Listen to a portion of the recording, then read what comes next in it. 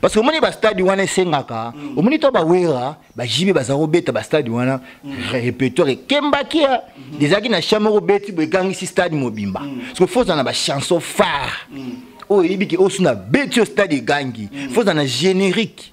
Et ça concert à Malili, ça VIP, ça concert à mouvement. Il y a chaleur, hein? Chaleur, n'engue kino pena balinga kaye pena concert senti gatoki parce que moni oya wenge zaki to ba beti ba biloko ba beti ba animation, on sentait vraiment que ba telemi.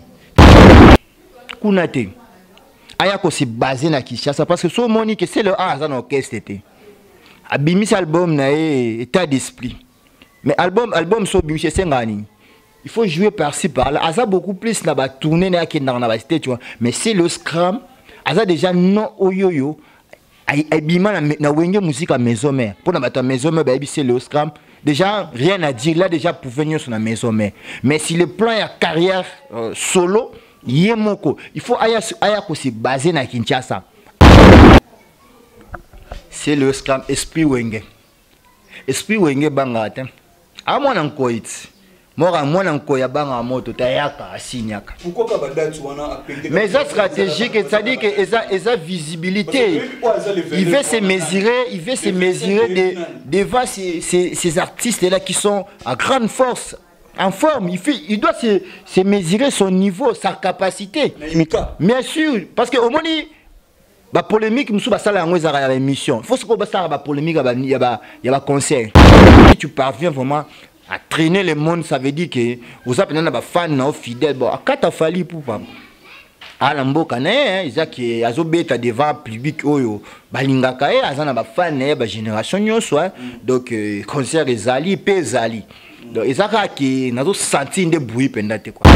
Internautes, bonjour et bienvenue dans votre émission Pyramide culturelle sur DKM Flash Télévision avec votre humble présentateur Christian Tongo, le tenant de la presse qui est devant vous pour présenter cette émission. J'ai dit un grand merci à tous les abonnés pour votre fidélité, pour votre confiance. Au Bozo Salabiso toujours, en tout cas, pour continuer vraiment à s'abonner, Nenge Bozo Salawana et au Salabiso vraiment énormément plaisir. Déjà sur le moni DKM Flash Télévision, en tout cas, pour hésiter à s'abonner, à laïka vraiment et Bozo Salabiso le Komoka Malamu. J'ai dit un grand merci. À la personne qui a assuré la réalisation de cette émission. Derrière la caméra, c'est Dieu merci Mayemba, DM coach réalisateur surtout, ils ont dit DM Mayemba au pensa comme ça 5 sur 5 na banda kuna bino. Vraiment mikolo toujours un système émono vivant, d'être lobby toujours soutenir vraiment les médecins malgré mboka ils reconnaître valeur na bangote. Alors nous sommes là pour les encourager na musala au vraiment basala parce que ceux qui ont en bonne santé recourir qu'à vers les médecins. Alors, il faut tout reconnaître vraiment Valère Nabango, Valère Yamsal, là, je vois le docteur Christian Kakula, mauvais de tous les temps, de tous les jours, coach, Nabosaniété, le docteur François Chokoteou, il est pas à brancher en train de suivre cette émission, le docteur Grady Unzola, Nabosaniété, docteur Junior Chandende, Yope Yangwana, docteur Franck Bekwa, Yope Nabosaniété, le docteur Rosélie Mapendo, docteur Ildefonse Lupukwa, docteur Ghislaine Tseka et docteur Gauthier Ikoko ainsi que docteur Nathalie Bohem, vraiment médecin au Penza, rendra vraiment service mokamala la population, na mboka, donc c'est vraiment tout soutenir bango Penza na musala au basala ka vraiment bino ba docteur nyo surtout vraiment au boza ko exercer métier en tout cas bon continuer toujours ya ko sala ka kamala mundenge ezalaka. Alors sur ce plateau je suis avec un ami, Nabenga Kaye, mon ami de tous les temps, de tous les jours. Lui, c'est Ferdinand Lider, analyste, un homme de la culture. Naye vraiment, tout passe vraiment un très bon moment dans cette DKM Flash Télévision. Bobunga qui est pendant moi na DKM, le penza tout ça naye, dans cette plateau tout me ko beta, ko lobela kaka ko décortiquer, ba actualité o eza ko s'est passé kaka ndenge ezalaka. Il est déjà à côté de moi, on peut déjà bambote naye Ferdinand Lider. Bonjour. Bonjour Christian Tongo, donc le tenant de la presse. Bonjour les internautes partout et à monde, donc continuez toujours à s'abonner massivement. Donc bonjour à tous les internautes au balingara toujours ko pesa biso temps pour na rotala biso na chaîne OD comme Flash TV na yemoro d'abord no patron la chaîne O David Kanyama donc na Pierre Nzamba le bourgeois à Paris donc Lucien Tingi Christian Diavita Les Makiese donc ba maman à Paris to bosani binote donc Wivine Tingi Bebeline Luvoizo Ginette Florido Calamine Mina Sami Karine Dombe ba côté à Paris donc Gladys Kololo Tipa Tipa Pakoti Bijoubia donc Bali Kodia et Choubele donc to bosani binote quoi. Vraiment, soyez les bienvenus dans le plateau sur DKM Flash Télévision parce que Mikole Belé et Ferdinand Kendawa puis au monde on a été au Bungi. Vraiment donc moi silence moi Zalaki donc dit à bah raison mon privé donc si quoi déjà tous ans déjà présent ça veut dire que tout ira bien le lopé ba yo kabiso quoi.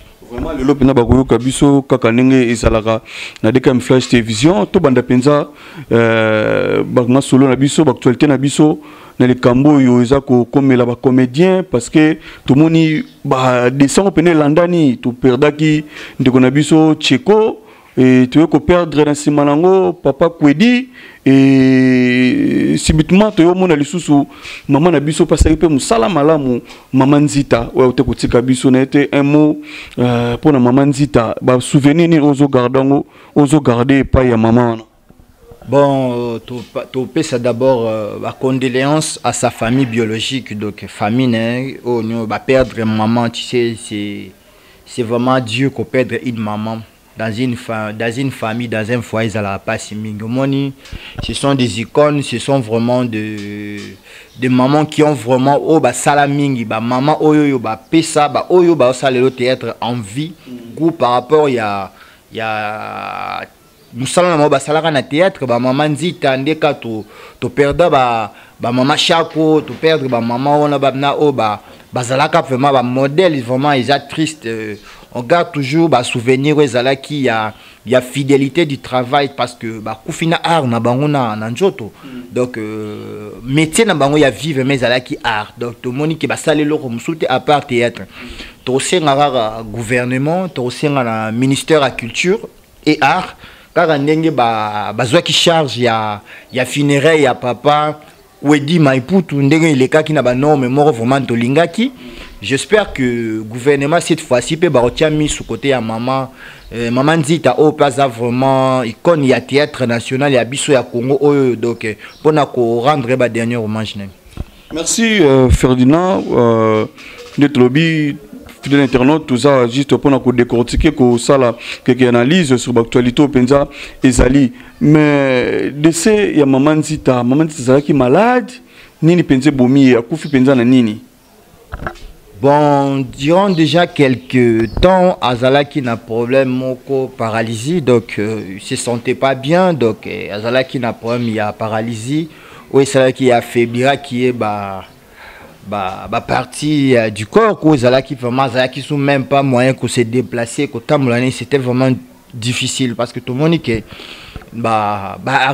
actrice nabiso, artère nabiso, so tali vraiment suivi na bango ezala makasi te misusu baza apé baza na ba état moko critique bazobela mais comme si n'ont pas encore dénoncé verdict ya santé na bango to mona nga eloko te donc maman déjà kotaki nda o s'occuper zala ki moyen que ministère déjà azwa ki préoccupation avant que évacuer ou bien transférer dans un hôpital moro de marque ya mboka ou même à l'étranger peut-être ça aurait peut-être bien mais malheureusement maman déjà zaki na convalescence à kota kindaku donc santé zaki sou ko répondre bien vraiment te donc azalaki maman zaineka ko vanda na monga fula awa donc ba obabi monga fula zalaki wana donc il pouvait pas aussi se déplacer donc ezalika likamor ba non assistance on a 15 personnes mais to lobelaka na ministère faut suivre zalaka na ba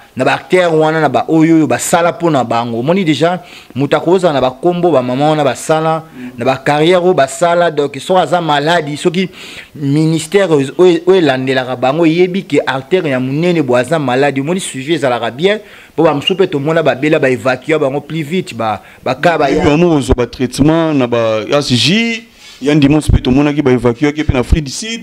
Bon pourquoi pas. Mais na éviter kaya maman na soki za qui négligé ou pas so nini mais na koloba ki évacuation ya artiste quand il se trouve dans des situations difficiles surtout ba ça a mis le problème en santé. Au moment que si c'est pas une intervention rapide il y a l'état, peut-être il y a première dame, peut-être tout le monde a maman. Toi tu penses que l'état il y a dimanche à qui va évacuer qui était. On a connu ça aussi avec Vie de loin. Vie de loin aussi a eu des problèmes de santé, il a été évacué dans l'Afrique d'ici. Donc Babylone on a des fait ça la mara. Ce qui pour constater il y a un malaise. Sur le moment que santé morosa vraiment bien été pour évacuer plus vite possible que l'état vous traîner. Déjà beaucoup perdre déjà tout ça na perte vraiment c'est une grosse perte il y a pour perdre ba oyo pe bazala qui modèle c'est-à-dire que zala na bon cas vivant et ça qui déjà motivation et ça qui déjà témoignage na ba oyo ba olinga ko sala métier wana lelo. Merci Ferdinand Leader toujours ko bagab na masolo na biso ndet lo baki ba actualité zali ya kosola pende zali tout pe ko mona moi na biso moko ndeko na biso ope asalaka musala ne pe bien na YouTube Maniké de John tout monde qui mona na ye oti ko participer na compétition moko wa oti ko leka mais a komi penza na finale mais a remporté trophée wanate oyo belé basatandaki nango tout ça parce que asala ki pe musala oyo monani Nami Soabatou, Prince Babia, en tout cas vraiment, bah, félicitations à yo, mon frère, notre neveu, notre fils, parce que maman n'a pas ça, moi qu'on a biso, RZSAP, Moussalango, yo, malam penza ya nakata YouTube, le Prince Babia, a un échec, et l'obami par-ci par-là, makambo ezo l'obama. Je sais pas, Ferdinand Leader attaque analyste, ni noko loba à propos, il y a échec oyo Babia akwei na yango malgré na ono surtout tulingaki to auto zelaki to moni yango te ni noko loba parce que to yoki banungu bimi 12 ya wenge mutelandi Prince Babia ni penza yoko loba à propos de makambo ne sonenge leki. Bon ngana ko pesa kaka ba encouragement je peux que l'encourager de s'élever, donc ce n'est pas la fin du monde, parce que et donc ce qui est plus important na Prince Babia d'abord c'est la visibilité. Même s'il n'a pas remporté le trophée, mais visibilité zalaki qui est peut-être tout monier.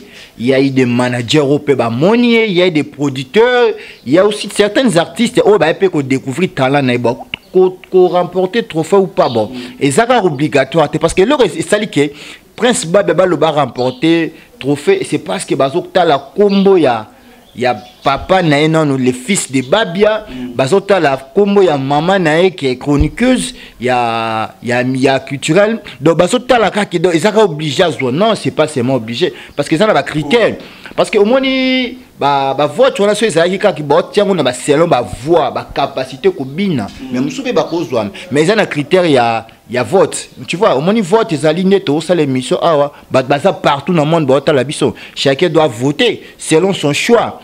Alors choix wana soki par exemple que tout plus il y a libanda ya Congo voter belé mais musupe bazarana pe polaka ngana mona rappel na cérémonie muso mona na mutayembi bien mais voter mukie mais peut-être muso soupa yemine bien plus que il a eu beaucoup de voix ça veut dire que côté on a pe la voix ils un peu mais quand même peu kotala parce que musupe na yemba bien yembi pena abina bien son voix ils normal azo ko respecter notes numéro mona na voix voter mukie donc na kolo pe côté musupe so tali pe eza aussi pe dit na climat parce que so tali dernier temps au climat ezala ki na chronique musicale surtout marambo to le kamamba ya wenge ndenge intervention Maniké kota ki discours parce que il y a aussi certains Maniké les équipes quelques fans il y a certains groupes au pe et comme qui netika jaka netika yete moni au moni musique à les autres temps la peine influence il y a langage autoténaka tu vois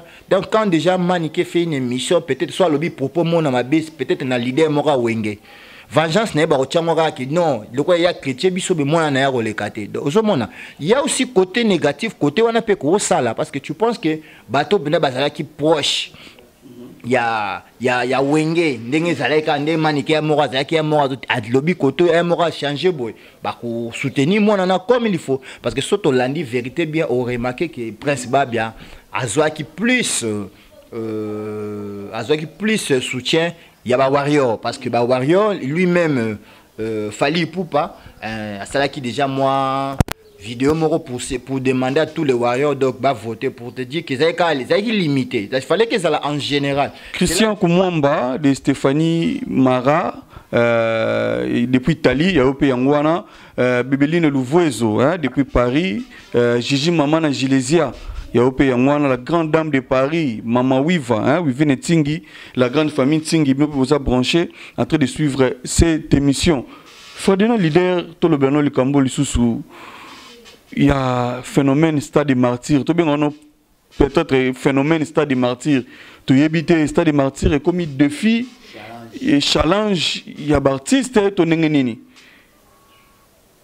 Tout le 29 octobre, Fally a se produire dans le stade des martyrs.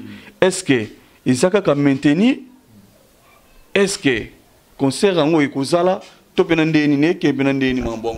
Ouais, donc concert ils a maintenu donc ils a vraiment rendez-vous il y a warrior nyonso donc Youssouf Soumar est petit mais costaud na Dible le Canadien l'ami des stars donc batalanga tipa pas cotil donc Ali Diogo Soumar les professionnels Piombote donc ils a toujours maintenu parce que le 29 déjà tournagé déjà dans un mois donc plus ou moins 40 jours donc date ils a toujours maintenu parce que au moni ba challenge à boende de ça la force à musique parce que sur une zone 20 ans en arrière tout le monde a ba série moro bezalaka challenge à Bercy tout le monde a challenge à Bercy pendant Kofi Abeti Bercy boye quelque temps oui Ratiel Baya et Jibaya qui papa Wemba donc ça dit que bazo mesurer ba force parce que au moins tant que ça la polémique tant que baganga na la télé on a faut ba yebanaka nani oyo aza na population nani aza limité parce que to découvrir ba kali to so ba puissance na bango na ba grande ça mututu lelo ay ko remarquer que wenge ça qui toujours na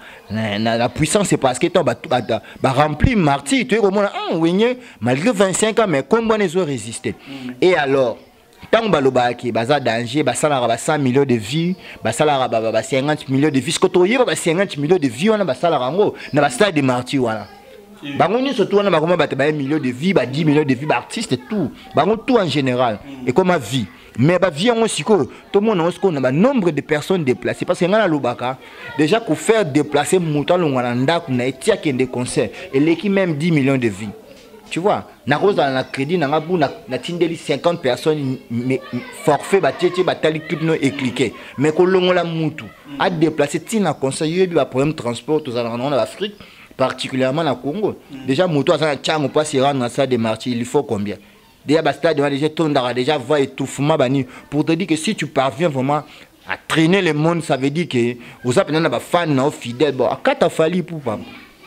ala mboka ne izaki azobeta devant public oyo balingaka e azana ba fan ne ba génération nyonso donc concert ezali pe ezali donc ezaka ki nazo sentir nde bruit pendate quoi fait rigola yepe stade martyr ba vino ezaneli mais faut pas se mesurer ba concert jimilé nde faut ezala kala musique congolaise kala mona o abenga kasavu bwana ezalaka pena inde 3 grands maîtres azobeta na inde 3 na grand maître azobeta o l'équipe mopanzi boy grand kala azobeta Vicky Longomba azobeta ba biloko ndi fozala na musique congolaise parce que so tali historique ya 2005 wera na jibo ba betaka concert africaine yanga na ligne sikope faire na Fally non emoro non polémique loyale donc concurrence doit être loyale ya ko finga na thème ya ko mesurer ba force yo tieli ba le même jour on a vu ça Héritier a fait ça. Héritier a signé Fally le 18 décembre. Oh, abimi album Tokos, il y a abimi mi-ange, mi-démort.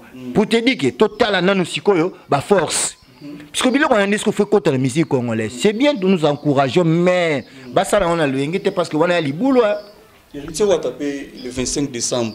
Mais oui, eza date mo stratégique yo ebika à moi la parler ebi stratégie na bon ndenge ezala. Donc ebi déjà soit pour déjà Noël on a déjà tu sais que Noël déjà c'est une commémoration à la chrétien ils ont d'abord Noël.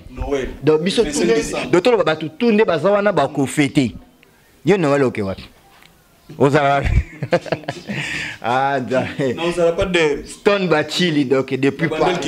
Ouais. Motema ya Yolande Bikouki na Paris. Donc on sentit que ezali que ceux qui déjà au moni que Noël mututo arozana rendez-vous moko linga peut-être abima se détendre. Et si ça coïncide avec le conseil des héritiers. Tu penses que mukwana ozanga bato, eza stratégie. Ndeka wenge pe ya kete stratégie le 30 juin.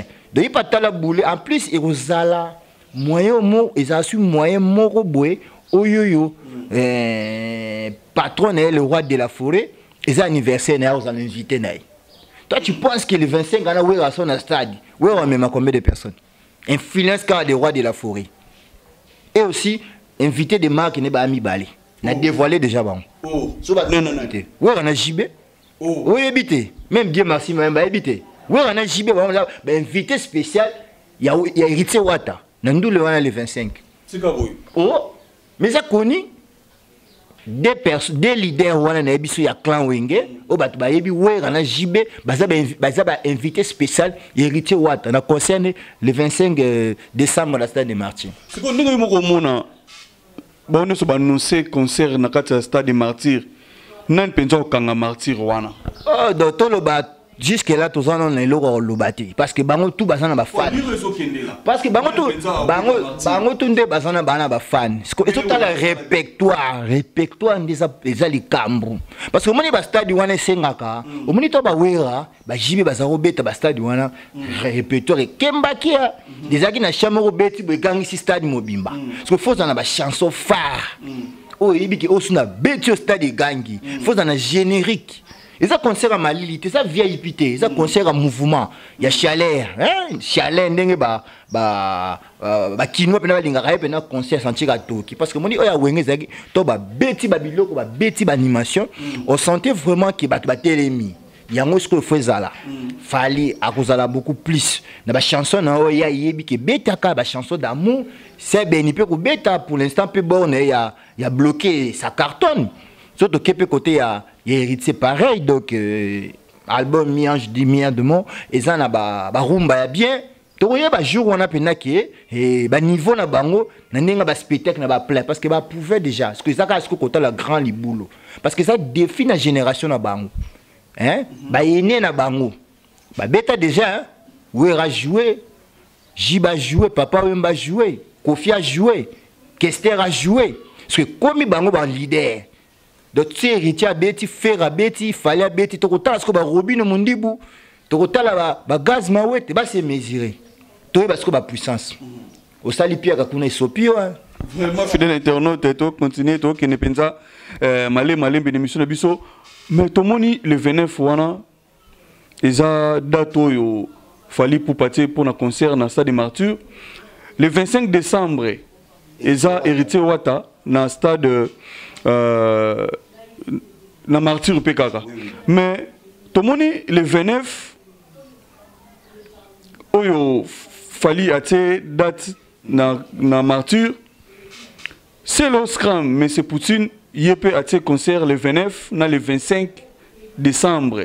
Le 29 octobre na le 25 décembre na imika. Au monde openandeni. C'est le scrum esprit wenge. Esprit wenge bangate. A mwana nkoiti. Mora mwana nkoya banga moto tayaka asinyaka. Pourquoi ka date wana apende? Mais ça stratégique, c'est-à-dire que esa visibilité.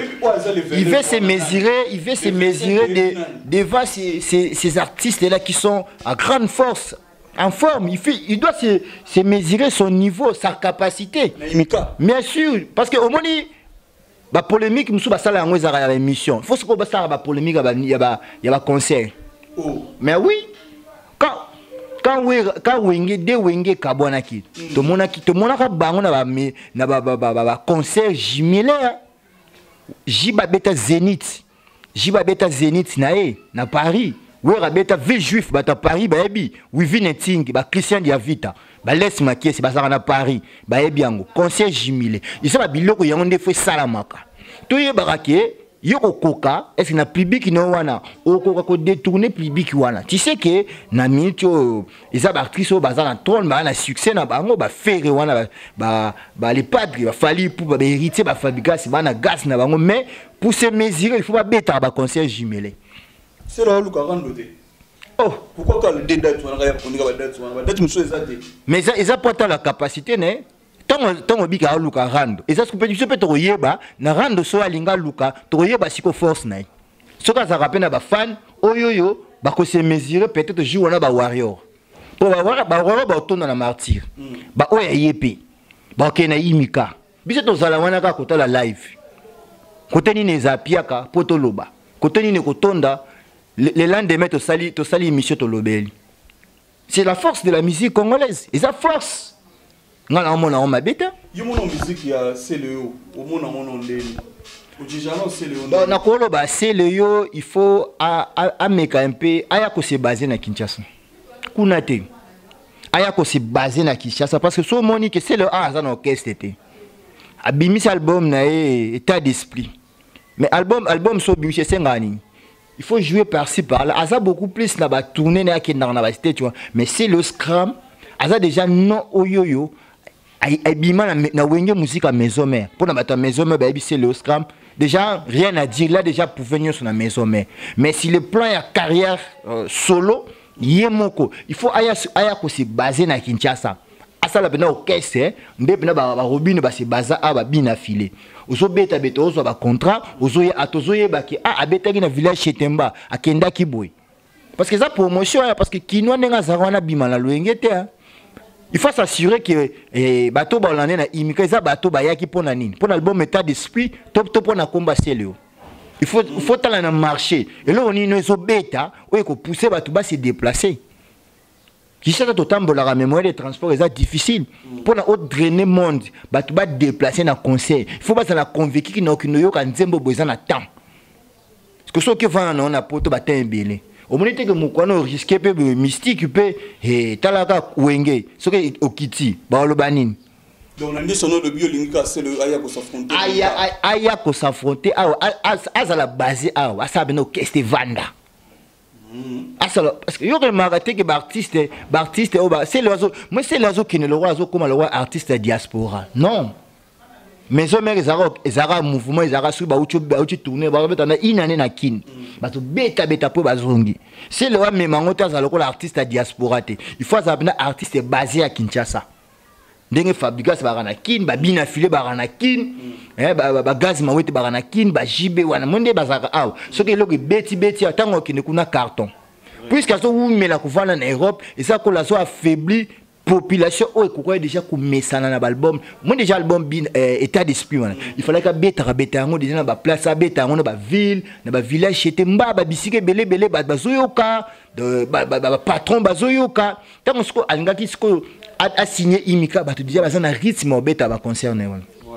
Merci fidèle internaute, vraiment nous de l'autre qui a juste pour nous ça là quelques analyses sur l'actualité vraiment et circuler sur le toit et vraiment des on a pensa tu n'as quitté décortiquer ngo malam na moko il y a lobeli moko par le barapé bien Ferdinand leader mais vraiment j'espère boyo qui pensa n'engé à lobby donc rendez-vous et ça ka tous là tout le monde a événement le 29 octobre Aigle et ensemble là ba warrior Nino Baroussala na stade de Martyr, tous c'est la Carabango et puis le décembre, tous on a deux événements tous là. Ferrego la paix a annoncé et concert na yepé na décembre malgré nos dates nous n'avons pas mais à lobby concert et cause à la bien na décembre stade de na stade de Martyr. Donc déjà quelques mois déjà tout le monde déjà des événements n'engezo n'engo yinda on a vu la Kinshasa et puis le 25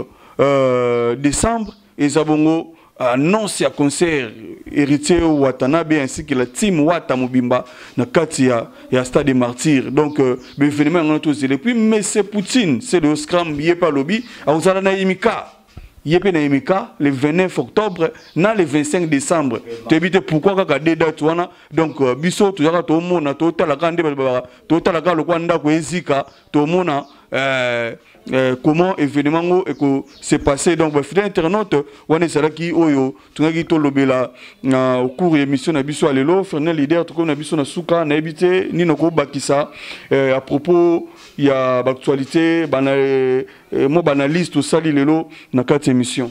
Ouais, nakolo ba donc batu onyo surtout ba soutenir ba artiste, il faut toujours tia toujours ba beaucoup parce que musique na besoin na sous na dimension to zala ki na parce que on a vraiment perdu hein ligne de vitesse surtout zala ki na ngona ko prester na ba stade ko prester na ba grand stade ya ba Europe parce que batu ebungi parce que to eko mona ke renaissance ya wenge nde muté zongi sous moi en plaire parce que na Kinshasa formation au talibé même fiki ne beta ma souté ba stade na kuto to bosana ça fait combien des années encore ba artiste ba prester na ba stade mais tant to moni lelo sous ba biloko ezongi c'est bien ezo la ki ça peut que ba niveau ya ba travail ba osala ba fan na bango est-ce que ba message ezo koma na bandaku ba quel genre de fans bazana bango ba bala mike mikolo bazo ko yoka musique na bango zo la sepe ba dimension que non album ezo te comme bien muto mais quand peu ba capacité na ya parce que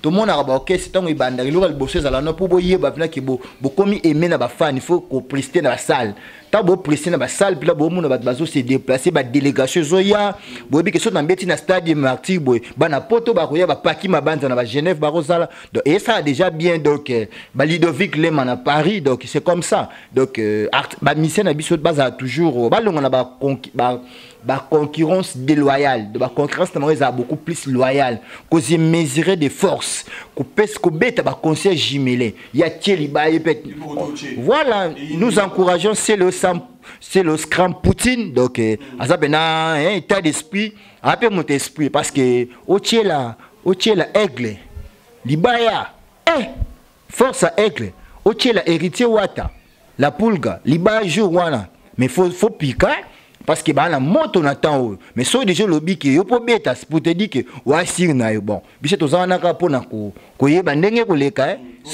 total ndenge ko leka batu tu ya ba diaspora bazotala bato ba Mali ba kotala donc Mamadou Soumaré donc et sa femme Djeneba Cham donc ba kotala biso donc Doumer salon ciseaux d'or Choukam Soumaré donc pesi ba mboto bato bazotala ka bayeba ndenge nini ko leka jour wana. Merci Ferdinand mo ke dédicace na bandeko balandi biso j'espère que déjà au boaki bango mais moins 2 ou 3 et ça bien pour que to boucler mission. Donc merci na basala nzambe ba soutenir biso toujours donc le pasteur Jean Mabiemon Église Vie des Refuges donc pasteur et sa femme maman Lilo Kosa donc pasteur Hippolyte Makengo donc na pesi ba petit staff donc petit mais costaud Youssouf Soumaré donc Bali Kodia et Tchoubele le roi donc JPS m'a vu la belle vie Papa Neloïm donc pesi bienvenue Sulovangi pesi Gladys Kololo la blanche